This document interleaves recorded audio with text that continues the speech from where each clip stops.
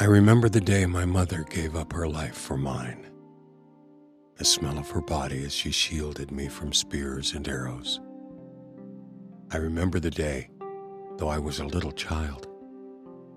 The beating of her heart, fading away along with her sight. I remember the desert surrounding us, the sound of the wind louder than her voice. It will all be all right, she said. She didn't want me to be bothered by the horses in the distance, the screams of the soldiers, and the hovering vultures, waiting for us to die. They knew it was coming. They heard me cry. I asked my father, what happened to my mother? Why couldn't she stay? Why did she go away? For years he said nothing, only a prayer, a promise, a blessing from her heart to ours.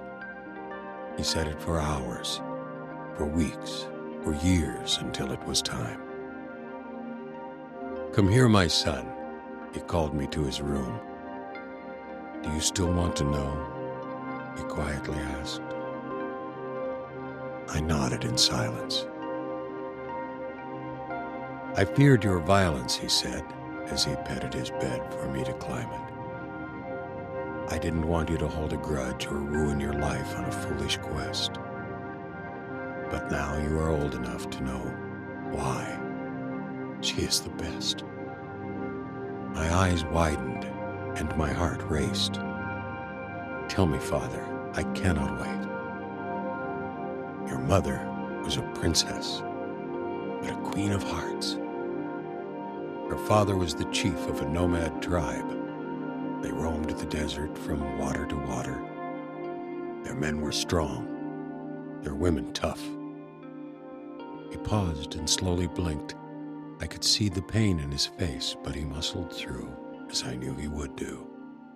When your mother came of age and battled for her heart, they tried to impress her with different kinds of art, but they all failed. Her heart was caged until the day I came. He quickly removed a tear before I saw his fear. My tribe wanted peace, so we visited them. We asked if they could stay away from our water in exchange for food. But her father refused. I saw her that day before we walked away. My father blinked back his tears. In her face, I saw a light brighter than the sun and warmer than the moon. Her body was elegant like a beautiful tune. My father cried, "You must think I'm a fool." "No, Father," I said. "I love the picture you're painting in my head." I cradled his hands. I should have kissed them instead. My father continued, "I met her in secret, night after night. We stole our moments, yet it felt right. A minute with her was a gift from heaven, but I wanted more. Of that I was sure. I asked her to marry me, and she said yes.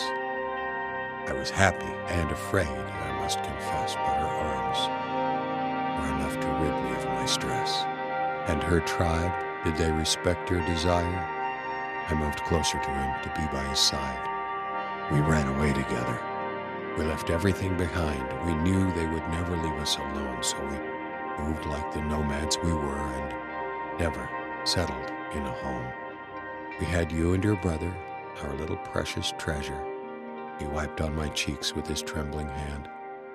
"One day I was away with your brother on my arm, and the tribes found your mother. I wish they never had. I remember we ran away, chased by some soldiers. They were my people and hers. They found peace at last, united by one goal, to hunt us and find us fast." He cried again, unable to let go of his pain. She knew it was her day. There was no more running away.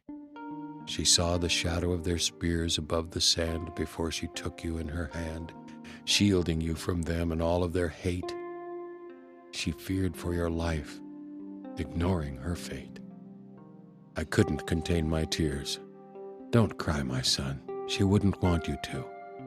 Instead, listen to your heart and what she would want you to do. Your mother was tough, and so are you. She loved you so much, and I do too. I wiped away my tears, but my heart still cried. I knew how my father felt. The pain would never go away. It will always hurt. I wanted to seize the moment and ask if my father could tell me another story, the one of my brother. I knew it would be sad, but we were already there. But he refused to tell me why he ran away. He said it was a story for some other day.